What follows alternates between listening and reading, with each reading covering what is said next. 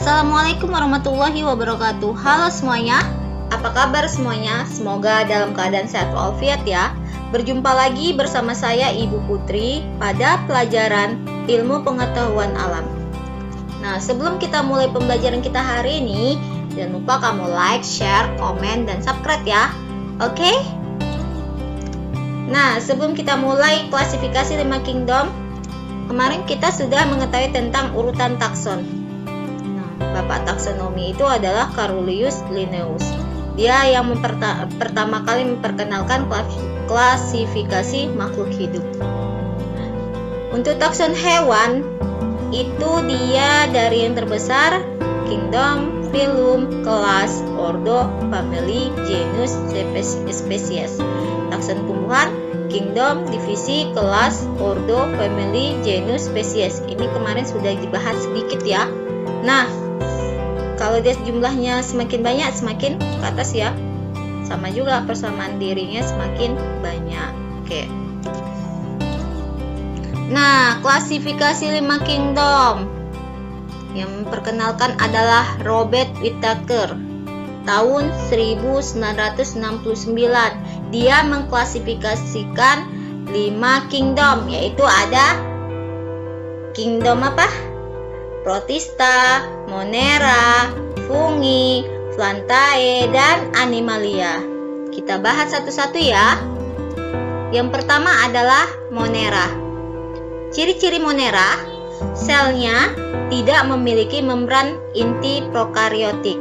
Yang kedua, bersel satu atau universal. Lalu dia membelah diri. Dan dia mikroskopis. Mikroskopis itu berarti dia dilihat dari mikroskop ya. Mikroskop ya. Maaf ya. Oke. Nah, ini adalah contoh dari Monera. Nah, bisa kamu lihat nih contoh dari Monera. Hanya bisa dilihat dari mikroskopis. Oke. Selanjutnya kita bahas Protista. Ciri-cirinya memiliki membran inti ekariotik, uniselular, dan multiselular. Dia ada yang mikroskopis dan ada makroskopis, mirip tumbuhan dan mirip hewan. Ini Protista mirip tumbuhan contohnya. Nah, yang ini Protista, yang di atas adalah mikroskopis seperti amoeba, euglena, paramecium, Dictyostelium, Discoideum, Saprolegnia, dan lainnya. Untuk Protista makroskopis ada Eucheuma spinosarum, alga hijau, alga coklat, dan lain sebagainya. Nah, contoh Protista yang menyerupai hewan ada Rhizopoda, Zoophlagellata, dan banyak lagi ya. Rhizopoda itu termasuk dia amoeba ya. Nah, sekarang jamur. Pernah lihat jamur nggak? Atau pernah makan jamur? Nah, jamur yang kita makan itu dia jamur itu termasuk jamur atau fungi ya. Nah, jamur itu mempunyai ciri-ciri tidak berklorofil.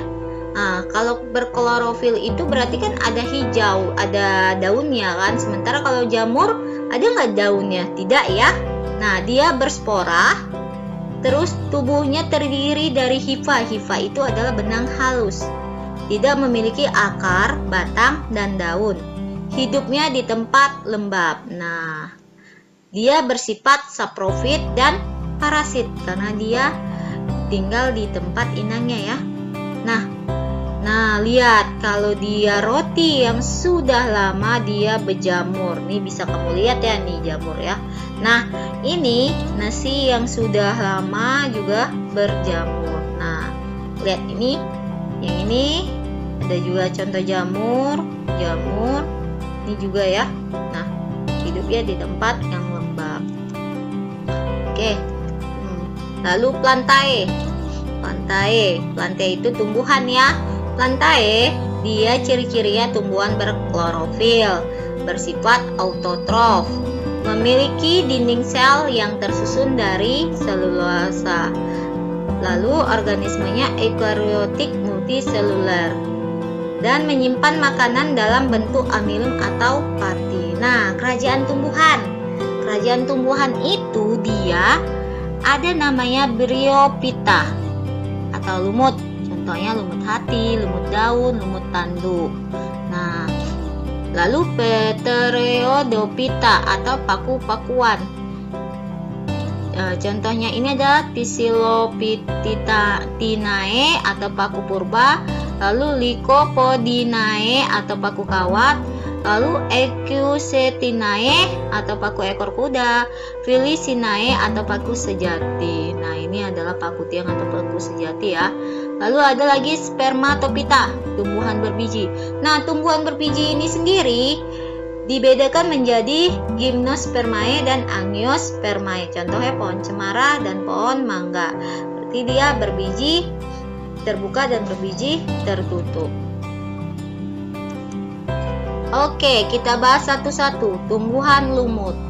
Nah, tumbuhan lumut itu tumbuhan tak berpembuluh atau tak memiliki berkas pengangkut.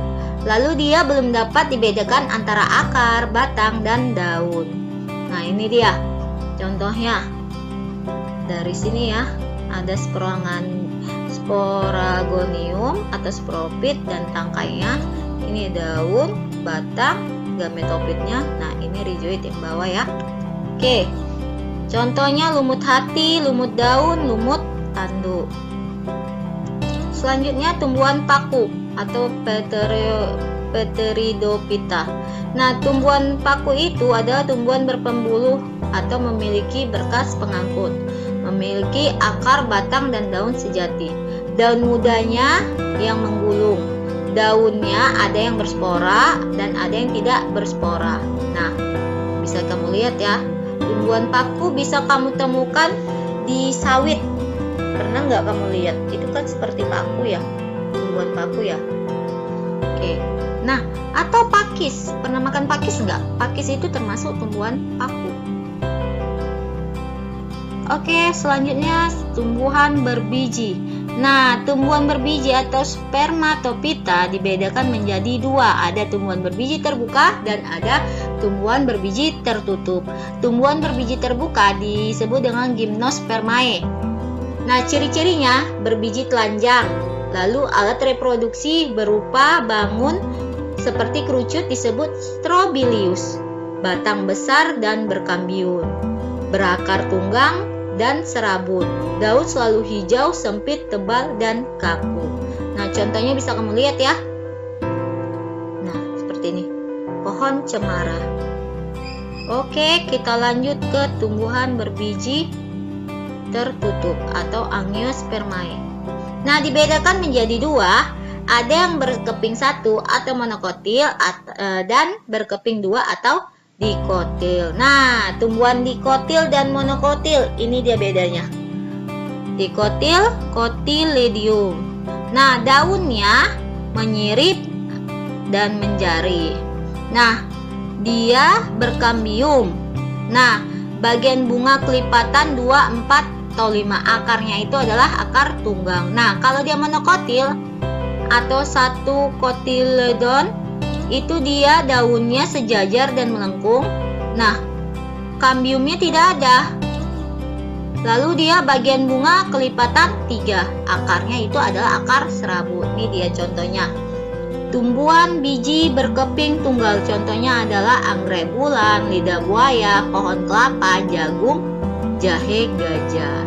Daunnya dia menyirip atau menjari. Nah, untuk tumbuhan dikotil, nah ada mangga, durian, sukun, terong, apel, alpukat, dan lain sebagainya ya.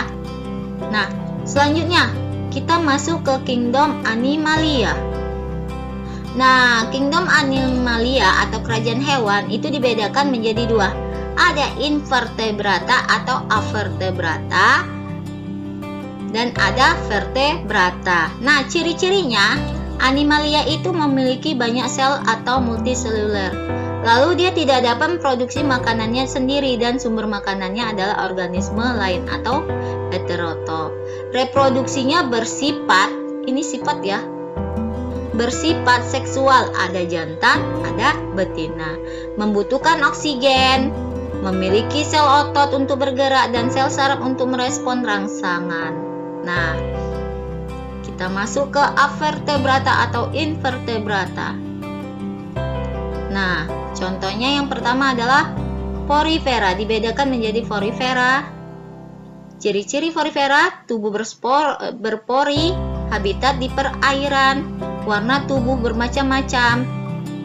Contohnya adalah Espongia, Spongilla, Potherium, dan Schipper. Nih ya.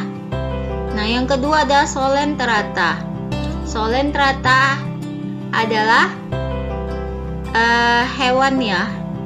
Nah, atau tumbuhan ya bisa. Nah, lihat. Ciri-cirinya mempunyai tentakel untuk menangkap mangsa. Tubuhnya ada yang berbentuk polip dan ada berbentuk medusa. Contoh ubur-ubur, bunga garang, anemon, abelia, hidra. Nih ya. Nah, Vermes cacing ya. Ciri-cirinya bertubuh lunak, tidak bercangkang, tubuhnya simetris bilateral. Contohnya cacing pita, cacing perut, cacing krimi, cacing tambang, cacing tanah, lintah, dan pacat. Nah, selanjutnya moluska. Hewan bertubuh lunak. Ciri-cirinya bertubuh lunak, banyak lendir, terbungkus mantel, habitat di darat dan di air. Contohnya apa? Cumi-cumi, gurita, kerang, siput, tiram, remis. Nah, arthropoda. Nah, arthropoda ini ciri-cirinya tubuhnya dibedakan atas kepala, dada, dan perut. Tubuhnya terbungkus zat kitin yang keras, memiliki alat indera yang peka, memiliki mata faset. Contohnya adalah lipan kecoa yang berjenis serangga ya. Oke. Lalu Echinodermata, hewan berduri. Ciri-cirinya tubuhnya diselimuti duri, ada lempengan zat kapur atau zat kitin yang keras. Tubuhnya simetri radial dengan 5 lengan. Memiliki sistem ambulakral untuk alat gerak, bernapas, dan memangsa. Contohnya adalah nih, panda ya, bintang laut. Nah, bulu babi, bintang ular, teripang. Nah, vertebrata yang tadi avertebrata dan invertebrata adalah hewan yang tidak mempunyai tulang belakang. Nah, vertebrata hewan yang mempunyai tulang belakang. Contoh, memiliki tulang belakang. Ciri-ciri ya, memiliki tulang belakang, organ tubuh lebih lengkap untuk menyongkong, peredaran darah tertutup, alat pernapasan berupa insang atau paru-paru, melakukan reproduksi aktif. Contohnya vertebrata adalah Pisces ikan, amfibi. Amfibi itu termasuk apa? Kata ya, reptil. Kalau reptil itu yang melata ya, itu ada apa? Ada ular, buaya. Nah, apes itu termasuk burung dan ayam. Mamalia ini termasuk apa? Yang menyusui ya. Menyusuin itu seperti singa, gajah, kambing. Nah, sampai di sini dulu pertemuan kita hari ini. Semoga mudah dipahami ya. Assalamualaikum warahmatullahi wabarakatuh. Sampai jumpa di pertemuan selanjutnya.